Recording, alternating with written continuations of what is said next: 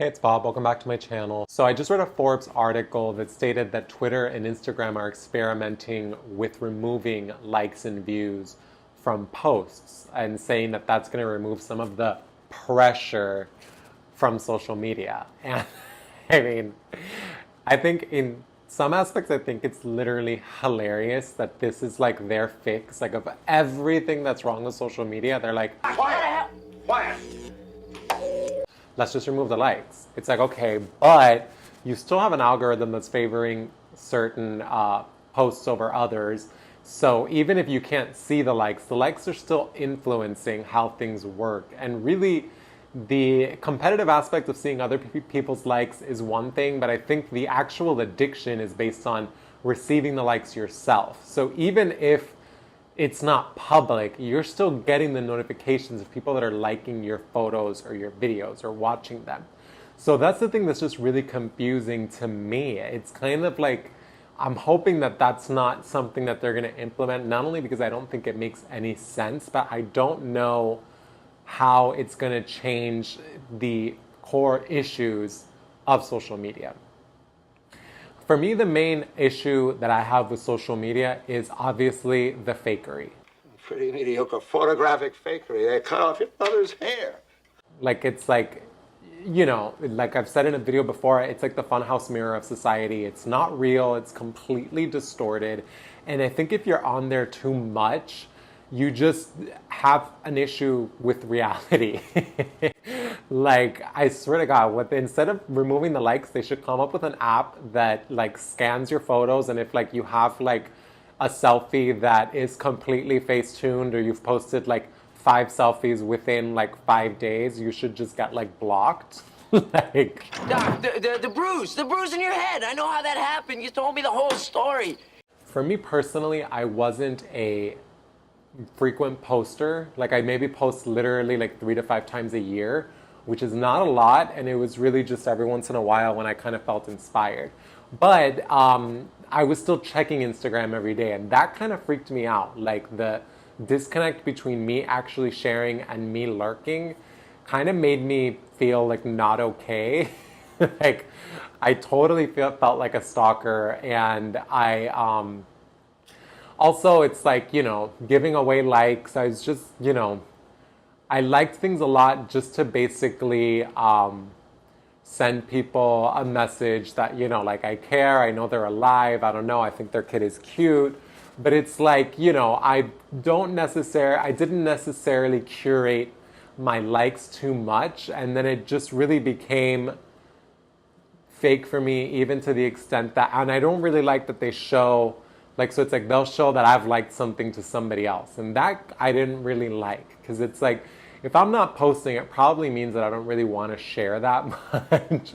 And so it's like, if I don't really want to share that much, I don't want Instagram sharing my use data with anybody else. And that's really what they're doing. You know what I mean? They're trying to get people to engage more by enticing them, by showing them that people that they know within their network are liking the same things that they are. That is something that really turned me off to it, aside from the obvious, complaint that everybody has, that it's really a popularity contest and you're really posting for other people than you are kind of for yourself. One of the things that I noticed after I deleted Instagram was that my brain was so craving the rewards that, and it's funny because I wasn't even posting, so I wasn't looking for likes for my own content, but I was feeling some sense of reward by like maybe seeing a really funny meme, you know what I mean, from like one of the meme accounts or something like that.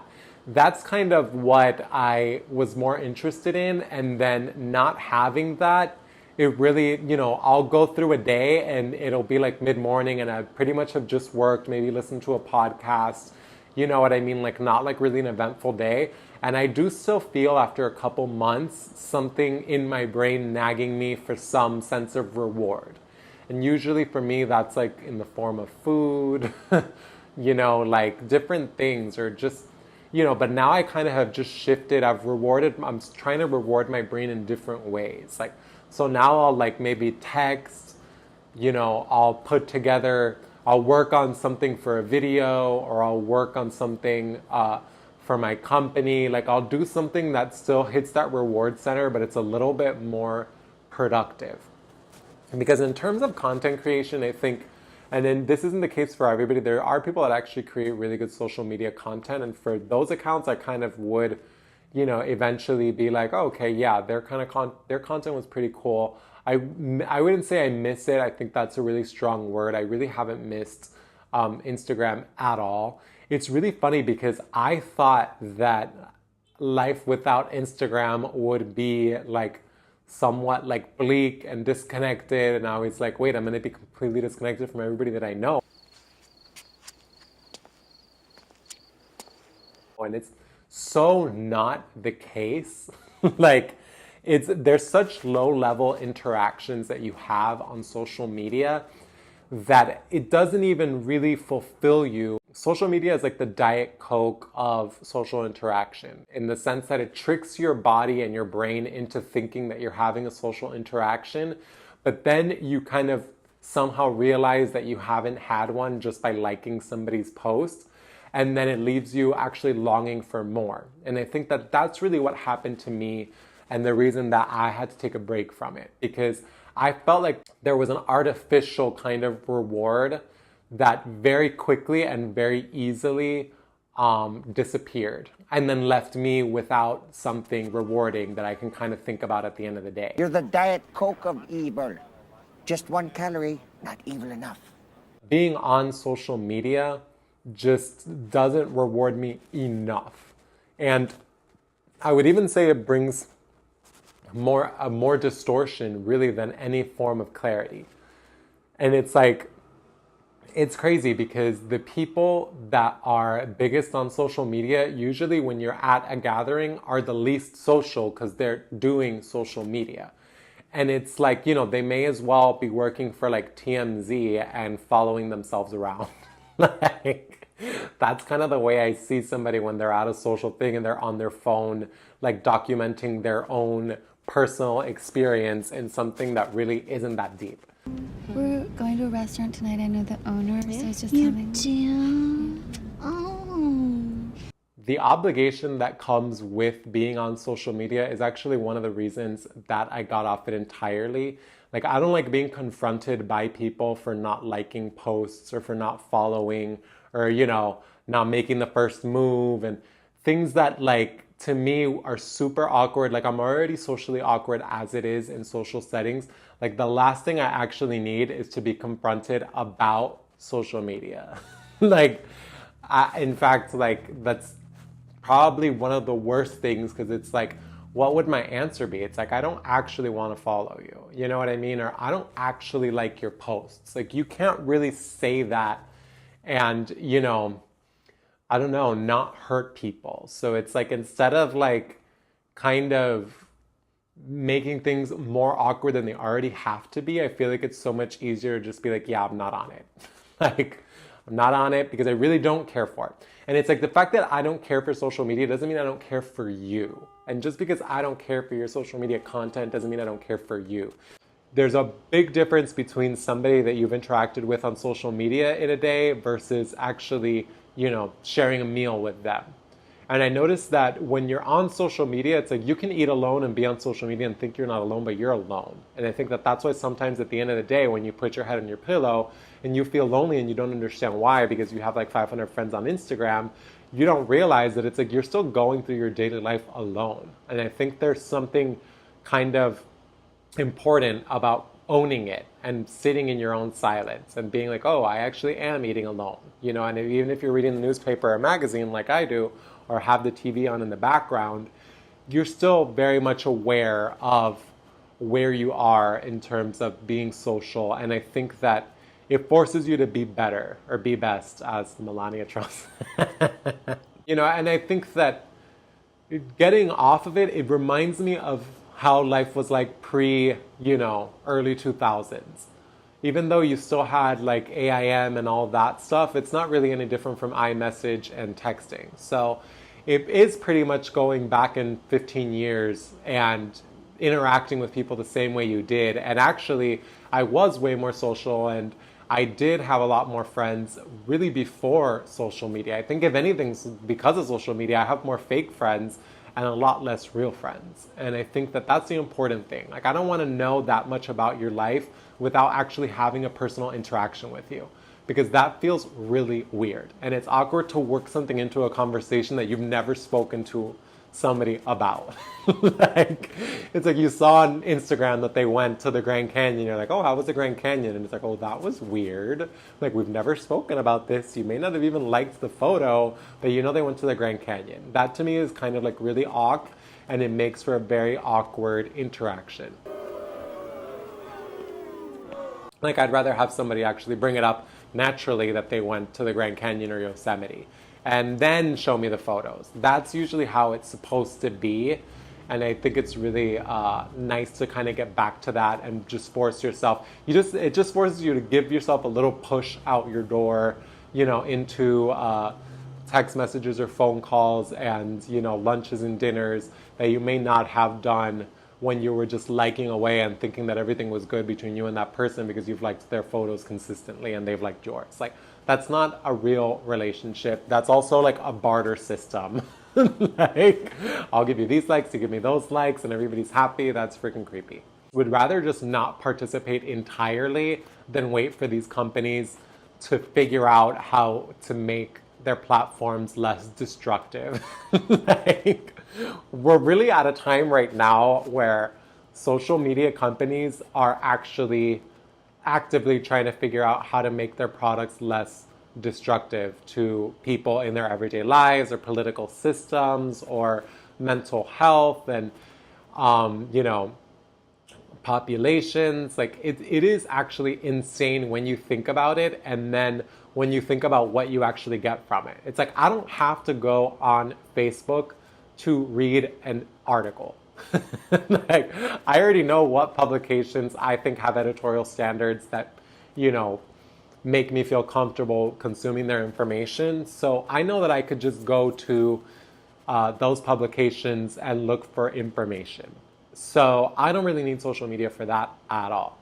And what I've found being off social media is when I have texted people that I haven't spoken to in a while, you still get photos of their families and stuff. You get to hear about what they've done. It's not like any of this stuff is not available. Like, anything you post on Instagram is available on your phone, like your smartphone. So you could still send it to somebody privately. Like, if social media would cease to exist right now, it would just literally force you to reinforce your closer relationships and tighten up your networks and put yourself out there more in a meaningful way. It's not really the end of the world. If anything, it's like social media is like the end of the world.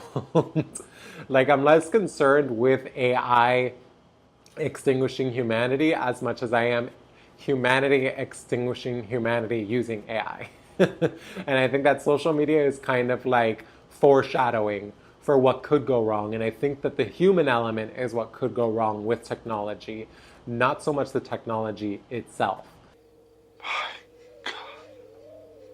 The problem never is like what it appears to be. And I think that that's a really important thing that I've learned in life.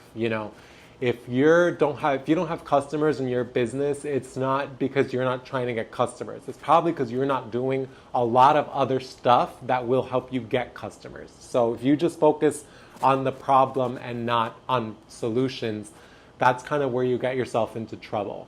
And I think there's also a lot of damage that you can do to yourself comparing yourself to people that are using Facetune, that are living their lives, vicariously through a freaking Instagram feed and trying to one-up one another and, just over-editing. Like, it's too edited. It's too fake. Like, the onset of social media was supposed to be good because it gives the everyday person a platform. But the only problem is that all of the messages have just really become diluted. And there isn't really a merit-based system for the prioritization of content on social media platforms. And I think that is the main issue. And an algorithm that only focuses on engagement will most likely bring up a lot of negative things to your feed, because a lot of people like to let their frustrations out in a way that won't give them a face-to-face confrontation. So it's a lot easier for you to blast somebody about their politics online than actually, be at a social gathering where you will look like an animal for doing that. And so it's like you're still being an animal doing that online. I actually really like the way the show Shrill on Hulu with A.D. Bryant, she confronts a troll in that show, and it kind of really, brings it to a head, the idea of the troll and the motivation behind being a troll and all that stuff. And of course, all you see now is like stuff about the loneliness epidemic and all that stuff. But there's nothing you can really do, like hiding likes and changing the platforms.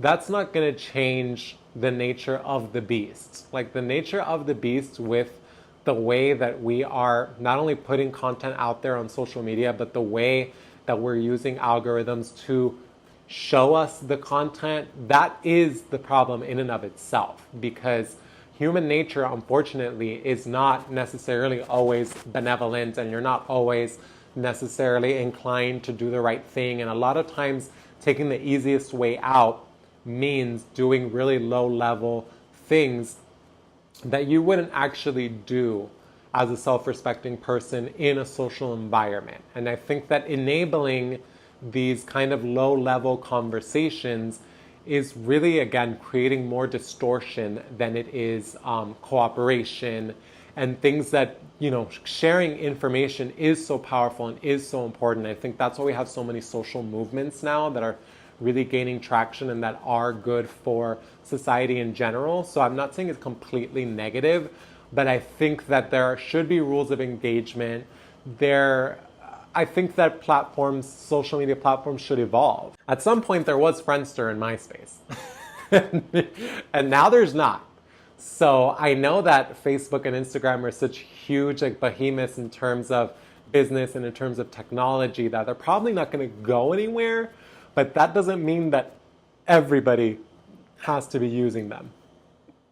They could morph very easily into more business-oriented platforms, which they really are, because what you're actually seeing in terms of organic posts are very few. Like, you're not seeing organic content on Facebook, on Instagram. What you're seeing is what they want you to see, and a lot of times what people are paying for you to see, and a lot of times what people are leveraging your personal data to figure out that you might like. And, again, I'm the type that it's like, I'll freaking say something out loud and it would appear on my feed as an ad, and I'll be the first person to say I would never buy a product that I never searched for that appeared when I was having a conversation with a friend without, ever putting it out there. Because that just makes me think that they're surreptitiously using my data and my information and possibly illegally, listening in on me to figure out that I may like something and they might be able to make $1 off of me.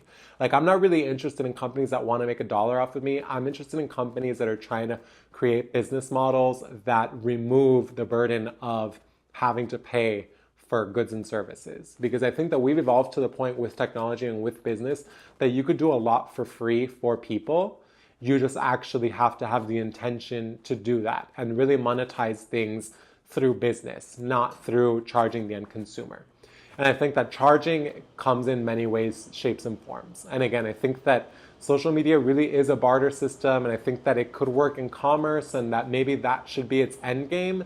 But I think that with interpersonal relationships, I think that we need to move beyond the current social media platforms, and we really need to figure out what we actually want from our social interactions, not just what we want to purchase and not just what we want to look like, but what we want to be. So today, I'm very excited to announce Be Best.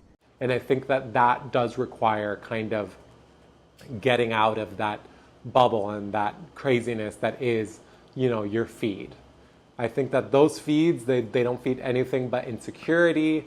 They feed commerce, they feed business, and they don't really feed your soul, and they don't really feed your goals.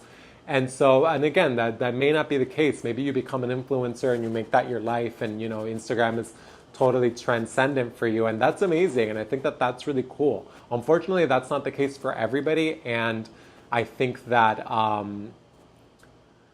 when your data is kind of being used against you to a certain extent, not just necessarily by the companies or by businesses, but even by each other. Like, and by against, I don't necessarily mean in an antagonistic way, but I think that when your participation on a platform brings out maybe more negative than positive, it's time to rethink being on that platform. I've only deactivated my social media accounts. I didn't delete Facebook or Instagram just because mainly for the photos. But yeah, it wasn't working for me. It wasn't helping me live my best life. It wasn't making me the best person that I could be. And I'd rather just be forced to actually be social and work on my social anxiety and my other mental health issues on my own and in a way that I feel like I'm being protective of myself and my thoughts. I'm so much more relaxed. Thank you, Helen. I just feel like I'm excited and I feel relaxed and I'm ready to party. And I think it's really important to protect your thoughts because your brain is programmed as that monkey mind, as they call it, to just really process information and take you down crazy roads and all that stuff. And if you let it, your brain will go crazy all day. And one thing that I really like is just not being prompted to go down a rabbit hole or a train of thought just based on somebody else in the world posting something. You know, I really like that now my trains of thought are really guided by more normal organic interactions. And I mean, hopefully in the long term, it'll help me, not only help with my own identity, but also help with what I put out into the world. Like, I hope that what I'm putting out into the world is less lazy than it was when I was just putting, a thought on Twitter about a subject. Like, I hope that now, I mean, my videos are pretty long, so I guess, the proof is in the pudding. I'm definitely being way more long-winded. And you know what? I am long-winded, and I could talk forever. And not everybody can talk as much as I can talk. So I feel like, for me, I really like the YouTube platform. I think that that's something that I wouldn't even necessarily consider social media as much. And I think that this is going to be more of the future than the small interactions that we have. I would say small, weak interactions that are mainly focused on commerce that we have on Facebook and Instagram. But anyway, if you like this video, give it a thumbs up. If you want to see more, hit subscribe and ask for notifications if you want to be notified anytime I post a video. And thank you so much for watching. With the best of them, and I'm gonna go down to the river.